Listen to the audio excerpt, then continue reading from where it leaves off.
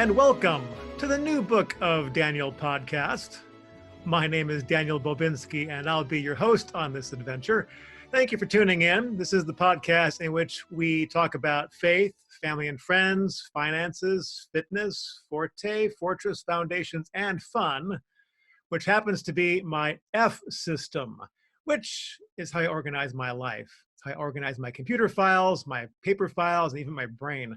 So if you want to find out more about this F system and how you can organize your life a little more streamlined, take a look at the episode number 1 for this podcast series. It's kind of a get to know me podcast, and I talk about my F system in there. So anyways, most of what this podcast has been focusing on is the foundations, which is the foundations of our society, our operations in our community, our government, those kind of things. So that's been most of what we talk about on the podcast, but I do reserve the right to talk about any of my Fs at any time on this podcast. So again, thanks for tuning in. My name is Daniel Bobinski, and today our show is brought to you by myworkplaceexcellence.com, which happens to be my company. And if you go to myworkplaceexcellence.com, you're going to find a screaming deal, $195 for a DISC assessment and 2 coaching sessions with yours truly. I've been an executive management leadership coach for 30 years, been teaching emotional intelligence since before emotional intelligence was called emotional intelligence. The keystone for all, 60% of, 60 to 80% of all good, solid, above average leadership. So if you want to find out about how to be a better self-manager, work manager, relationship manager, check out that deal. If you don't want to drop $195 on that screaming deal, you can just become a supporter of the podcast with our Patreon account. Become a patron of the podcast. I'd like to be able to do these things every day. Right now, I'm only doing about 2 a week, and it's taxing my time limit. But I love doing these, and if you want to hear more of them, please consider becoming a patron, just a couple dollars a month. And once that adds up, I can devote more time to doing daily podcasts. And for anybody who does do that, I just want to, in advance, say a heartfelt thank you. Much appreciated. I know every dollar you earn and spend is important to you. So thanks if you can do that for us. Today's topic is going to be on a column that I wrote for uncoverdc.com. It is Democrats Put Up or Shut Up, which I know might seem a little bit harsh to some people, a little bit in your face, but you know what? When you're standing at the national stage and you're calling people liars, and you are yourself lying, you need to get called out. If you're not even calling somebody a liar, if you're accusing somebody of something and your argument is vacuous and empty, there's no facts to support it, then you need to get called out. So the title of my column over at uncoverdc.com is Dear Democrats, Put Up or Shut Up. I framed this column, and the impetus, the catalyst for it was Nancy Pelosi's press conference the day after the State of the Union address, when someone asked her a question and she kind of went off on this rant, and I go, whoa, that's just so full of accusations, but no evidence. And it made me remember that there's so many people making accusations without evidence. And the people that are on the left who will always vote Democrat, who've always voted Democrat, and don't take the time to investigate, they just hear what they hear on the legacy media, that what I sometimes call the talking snake media, they just believe it. And I'm going to go through a couple of some quotes from some famous people where they're just reciting what they're hearing on the news that is false, fake news, but they believe it, and therefore they're reciting it, and they're causing Americans to believe it too. So when you see falsehoods out there, you really need to call them out, and which is what I did with this column. So let's just jump right in with some of these comments from some of these famous people. Everybody probably is familiar to some degree with Rob Reiner, if not his face, at least his work. He's made some pretty cool movies. And you may recall him from, if you're my age anyway, from that TV show All in the Family, when he was Meathead. And I'll just leave that there. But Rob Reiner is a virulent anti-Trumper. And I'm going to quote him here. He says, "The President of the United States is a racist. He's made it abundantly clear his reelection is based on white nationalism." He said, if you support him, there can be no distinction between you being a racist and a racist enabler. They're all the same. So in other words, Rob Reiner is calling you a racist if you vote for Trump. Rob, would you please tell me what a white nationalist is?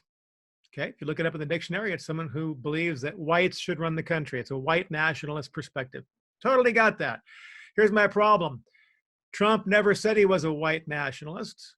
His actions have never indicated he's a white nationalist. Trump actually said he's a nationalist as opposed to being a globalist. Okay, we might even use the word nationalist in sync with patriot. A nationalist is someone who puts country before the globe, right? That's a nationalist, which would make me a nationalist. And yeah, I happen to be white, but it doesn't make me a white nationalist by definition of the racist term, because there are two different terms. There's white nationalist and then there's nationalist. If you are so unintelligent, Rob, to differentiate between the two, I feel very sorry for you. It just means you're an ideologue who just wants to drive an agenda without facts. Please check your facts. Please. I know you've got a brain, you make good movies, but please check your facts. I do also need to point out that Rob Reiner had some comment after the State of the Union address, because if you have been watching the news or if you watched the address, you know that Rush Limbaugh received the Presidential Medal of Freedom at the address. And after that, Reiner tweeted out one thing to say about Rush Limbaugh getting a Presidential Medal of Freedom at the State of the Union. I loathe this effing man. And that's all he tweeted.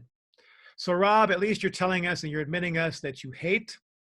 So if your friends on the left want to accuse people on the right of being haters, well, they're going to have to lump you into that group that you are a hater as well. Personally, despite all the rhetoric we hear from the left about how bad it is to hate, you know, there's this guy called God, and in his scriptures, he says that he hates 6 things.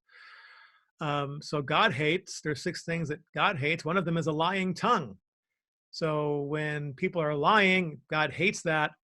I think it's okay to hate things that God hates. I'm not going to make myself better than God. If God says he hates something, then it's okay for me to hate it too. Just my perspective. Mark Ruffalo, another actor who you might know as the Incredible Hulk, right? He is the guy, Dr. Bruce Banner.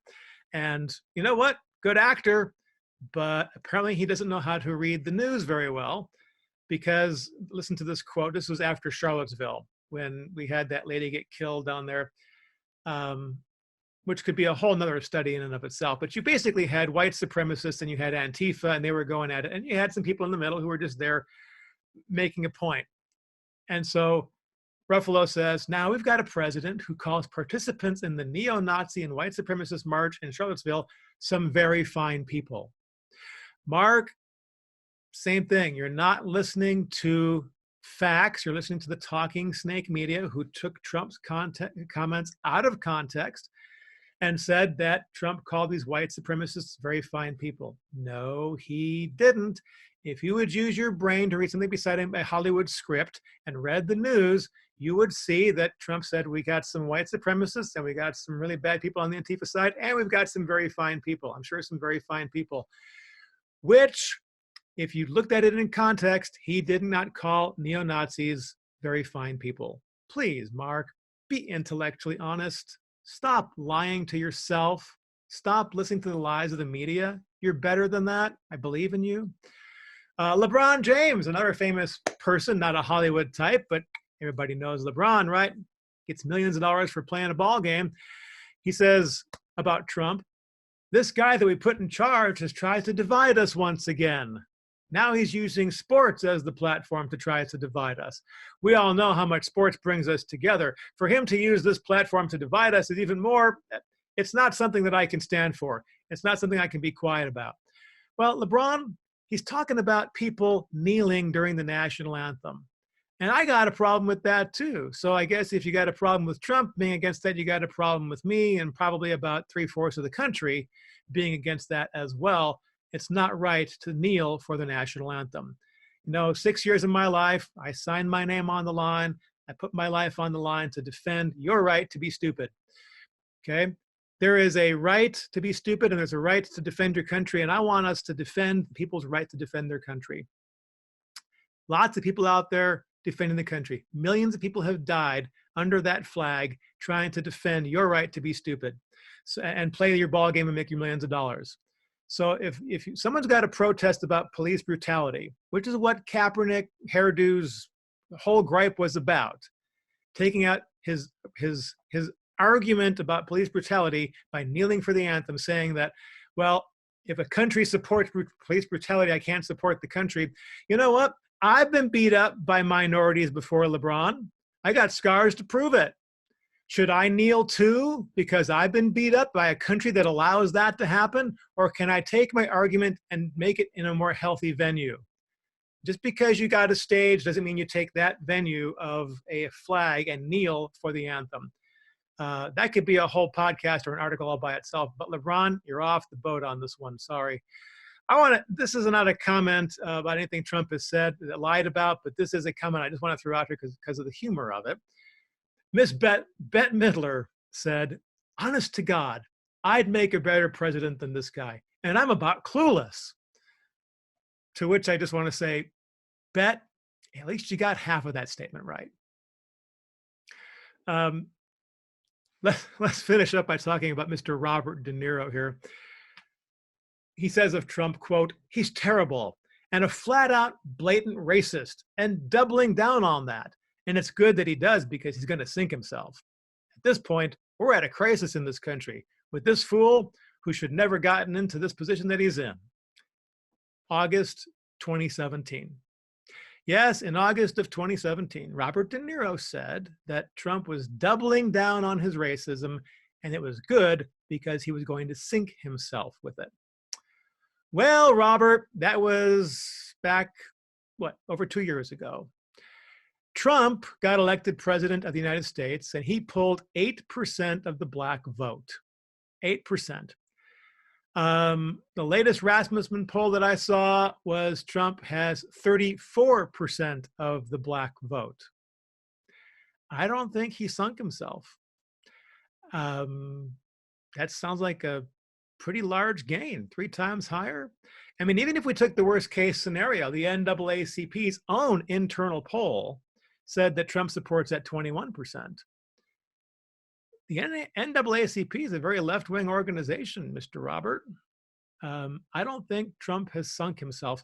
I want to jump into my column now because this kind of ties in. I linked to a video that you should watch. And I will actually link to this in the show notes too. So if you don't want to go to the column to read this at uncoverdc.com, you can link to this in the show notes. See this in the show notes as well. This lady standing in line at a Trump rally, and someone asks her why she's there. She says, you know, growing up black in America, you're taught that you're just supposed to be a Democrat. So one day I asked myself, why am I a Democrat? And so I did the research of why am I a Democrat? I looked up what the Democrats were about, and then I did research about what the Republicans were about. And I realized that I've never been a Democrat. Anything that I stand for, everything that I was raised on, my beliefs, my thoughts, it's all sourced to the Republican Party. Then I was able to get rid of my TDS, my Trump derangement syndrome, and I'm going to give him a chance. De Niro, I don't think he doubled down in the way that you expected him to. If he's the racist y'all say he is, he sucks at it because he's got triple the black support that he did when he got elected. But my point here is that you've got people leaving the Democratic Party. Also in my column, I linked to an article written by one Karlyn Borysenko. She says she voted Democrat for 20 years, and now she's no longer going to do it. And she tells a story, and I'm going to provide the link to this article in the show notes as well.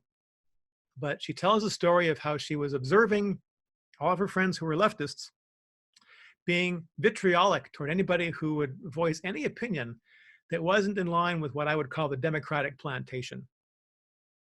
And it kind of, over a period of time, got her thinking, and she started investigating quietly, and she came to realize that she was seeing a lot of vitriol on the left and openness, warmness, and open arms on the people who were supporting Trump.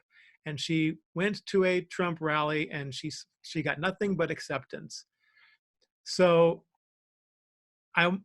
this whole thing that people are leaving the Democratic Party because of all this hate and vitriol and these lies that people are starting to see through. And so I want to kind of go through Nancy Pelosi's press conference, so some of the comments that she made at her press conference the day after the State of the Union address. She was asked by some presser, she's about, are you going to invite Donald Trump to give the State of the Union next year? It's kind of a setup question, kind of a dig question, if you ask me, because it's implying that Trump's going to win the nomination. And like, well, we know he's going to get reelected, right? Which just kind of got under her skin, and she gets all fluffy, and well, fluffy's not. I'm going to link to the video in the show notes of her response to this too, so you can see just how flustered she gets. But let me read you a little bit of her response. And I'll try hard because there's not a lot of complete sentences here. She says, next year, we will have a new president of the United States. That is an absolute imperative for our country, for our Constitution, for the land that we love, from sea to shining sea, which he denigrates almost every day, but several times a week, for who we are as a people, a nation of immigrants, unless you're blessed to be born a Native American, a nation who he denigrates, and our values, which he just disloyal to the Constitution, degrades the environment, denigrates who we are as a people, and undervalues who we are as a country that is good. That is a good country, where people care about each other and where there is a sense of community. Let's break that down just a little bit. Nancy, could you please be specific and tell us how Trump denigrates us as who we are as a people? I mean, don't just get mad and get intimidating, because that's not going to affect me at all. I see through that. Tell me some specifics. If you say he does it several times a week, give me some evidence, right? The anger in your voice isn't going to intimidate me. I just want some facts. And can you also tell us how he denigrates our values? Again, if he does it several times a week, there's got to be some specific evidences of this, some specific examples. Tell us what they are. Without a bunch of meanness in your voice, without snippiness, just tell us. And then you said he's disloyal to the Constitution.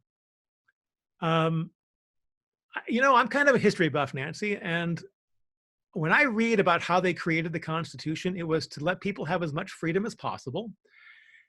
And the states that existed after the Revolutionary War, before we had a federal government, these states all had their own constitutions, and they were not going to sign on to the federal Constitution unless it guaranteed minimal federal government intrusion into how they wanted to do things. In other words, give the people as much freedom as possible. That's why there's the 10th Amendment, right? That which is not spelled out in this federal Constitution, that is not specifically told that the federal government can do it, is reserved for the states or to the people. So maximum freedom for the people, limited government. That's what the Constitution is, Nancy. And yet I see Trump moving to give people more freedoms. And I see the Democratic Party, look at Bernie, look at Mayor Pete, all these socialist Marxist types, taking from the people who have and giving to the have-nots and removing our freedoms. I don't see how Trump and the Republican Party are being disloyal to the Constitution. I see the left being very disloyal to the Constitution. Again, Nancy, if you're going to make these statements, please back them up with some facts. Other than that, they're just vacuous, empty accusations, and people are starting to see through it, and they're walking away from the Democratic Party. And I don't blame them. I really don't. You also said that Trump denigrates the environment. Do you have any specific examples of that too, or were you just pandering to environmentalists? You also said that you've tried to be gracious with him, that you're always dignified. That's the quote, I'm always dignified.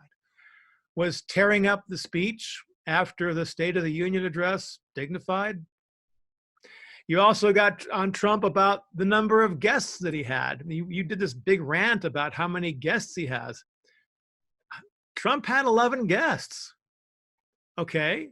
According to CNN, and I provide a link to this in my column, according to CNN, Trump had 15 guests in 2018 and 13 guests in 2019.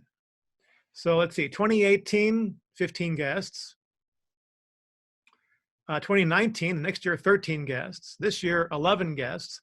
I'd say his number of guests are going down, Nancy. Why the gripe now? Especially since Obama back in 2016 had 23 guests. And the year before that, he had 23 guests. And I provide links to reputable news sites that show this. So your thing about Trump having 11 guests, again, people are seeing through this, Nancy, that you're just, I'll just say it, you're bitching and moaning. You got empty arguments that people are seeing right through. Let me move on to your discussion about Rush Limbaugh. You said, quite frankly, when he started talking about someone with stage 4 cancer, all of that, I thought he was, I don't know what stage John Lewis's cancer's at, but when he started talking about someone with cancer, we thought he was going to talk about John Lewis. Okay. And you said that you were shocked at that. You were startled, I think is a specific word you used. You were startled. That's right. You were startled when he started talking about that. Later, just like a minute or two later in your press conference, you said that you read through, you're using speed reading, you went through Trump's speech and you saw it was a compilation of falsehoods. All right, Nancy, which is it? Either you were lying that you were startled that he mentioned Rush Limbaugh, or you were lying that you read through the speech with speed reading. Because if you read through the speech using speed reading, you would have seen Rush Limbaugh's name there and known who Trump was talking about. You couldn't have been startled if you had already read it. So you're either lying that you were startled or you're lying that you were speed reading. So which is it? You tell me. And let me finish up talking about Nancy here with her recent love for patriotic phrases. As you saw, when she announced the impeachment, suddenly she got extremely patriotic. And suddenly there's a stage is all adorned with American flags and she's all being somber and talking Constitution talk and patriotic phrases. This didn't change. And it's almost like she's pulling these out of her brain from a planning strategic meeting that she's had. But she says, for our country, for our Constitution, for the land that we love, from sea to shining sea. Nancy, it's blatant what you're doing. And then you say in one of your responses, e pluribus unum, from many one. You later on in your presser, you say that to the collective press there. I thought, if you're just a little bit younger, maybe you'd jump into a James Cagney dance and start singing Yankee Doodle Dandy. Come on, you can do this, Nancy. All this fake patriotism, people are seeing through. I personally know several Democrats, myself, lifelong Democrats, who used to argue with their families all the time because they were Democrats and their families were Republican. And they would argue. They were lifelong Democrats who are leaving.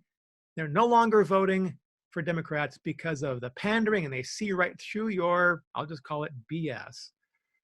All right?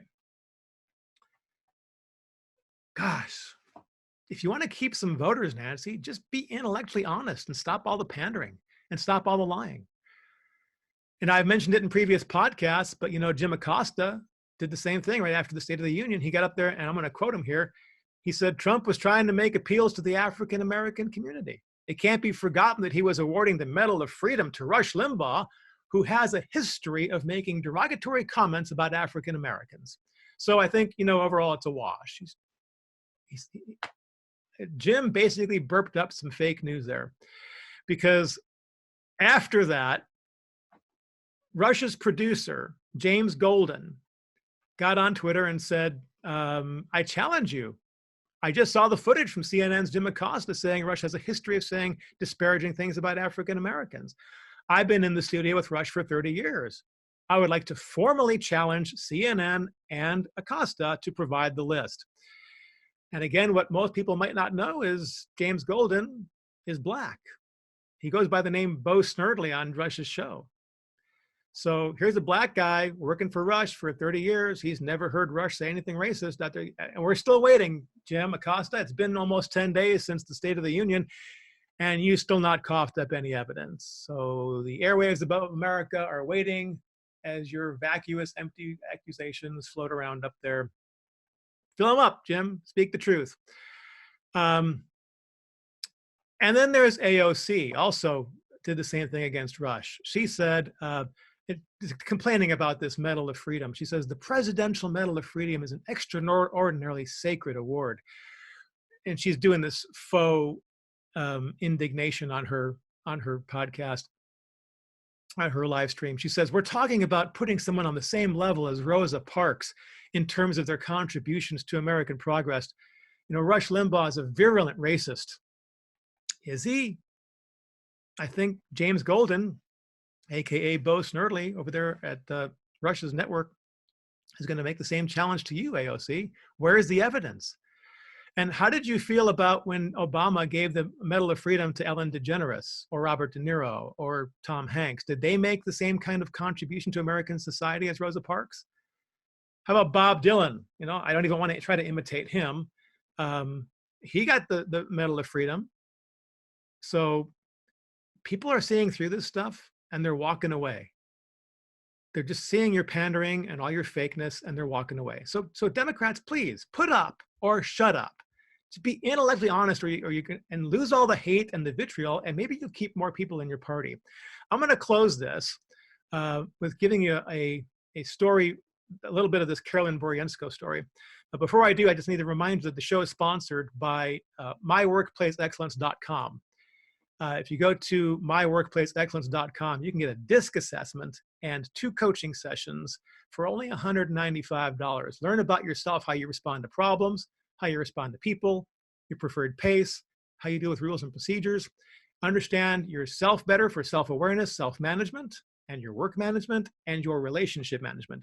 This is my company. I've been doing this for over 30 years, working with people in all types of companies, doesn't matter the industry, Fortune 50 companies down to mom and pops. In fact, one of my clients went on to become the CEO of Motorola, so I got some chops behind me. And I'm certified in this stuff. So if you want to find out about yourself, go to myworkplaceexcellence.com, get yourself that assessment. If you don't want to spend that kind of money, you would like to contribute and help support the podcast and a smaller dollar amount, please go to our Patreon link in the show notes. Any dollar amount would be most helpful, and I thank you very much for that. Okay, let's close by talking about Karlyn Borysenko.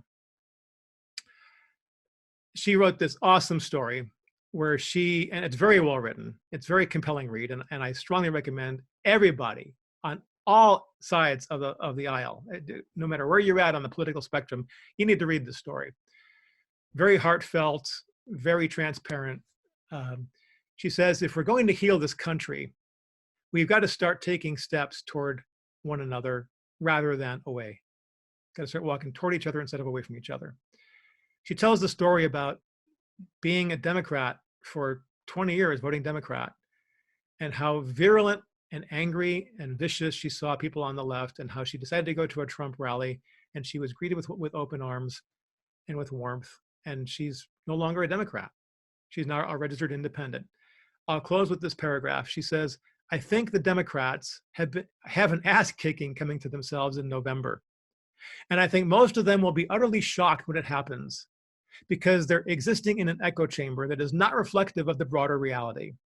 I hope it's a wake-up call and causes them to take a long look in the mirror and really ask themselves how they got there. Maybe then they'll start listening. I tend to doubt it, but I can hope. I totally agree with that. You know, there's all these accusations out there, all this vitriol, people accusing Trump of doing something, and accusing supporters of being a certain way. All you have to do is just ask them, based on what evidence? Do you have any examples that you can give me? I've seen these videos on YouTube of people going on college campuses and asking what they don't like about Trump. Oh, he's so racist. Oh, he's so this. And then the guy says, well, can you give me some examples? And they go, and they don't have any examples. All they're doing is repeating what they hear on the talking snake media. You might call it the mainstream media. I call it the lamestream media, or the legacy media, because it's certainly not going to be the new media. The new media is Uncover DC. The new media is Daily Wire, Daily Caller, Breitbart, all these places that provide news without the lies. Get the truth out there. Investigate for yourself. Ask questions. Don't just believe what you hear. Mark Ruffalo, out there just hearing what you hear and then repeating it as if it's fact. Get the facts. All right. You have been listening to the New Book of Daniel podcast, and my name is Daniel Bobinski. If you want to follow me on Twitter, it's really simple. It's just at New Book of Daniel. If you want to contact me with any questions about what we talked about in this podcast, if you have any thoughts about future podcasts, make some comments down below. And of course, I always want you to subscribe if you want to, because I'm not regular on putting these things out yet. My work schedule is such that I try to push for Tuesday and Thursday, but I don't always make it. So if you want to find out when I upload a new podcast, if you hit the subscribe button, then you're going to see a little bell show up next to that. And if you click the bell and then click the word all, then whenever I upload a podcast, you're going to get notified that says, hey, New Book of Daniel has a new podcast up. You can pay attention to that. If you want to send me an email, you can do that using newbookofdaniel@outlook.com. newbookofdaniel@outlook.com. And of course, if you want to follow my writing, my columns, and this column that I just talked about, you can find this over at uncoverdc.com. And there's a lot of good writers there, and I'm honored to be listed among them. So uncoverdc.com is where you can find my writing.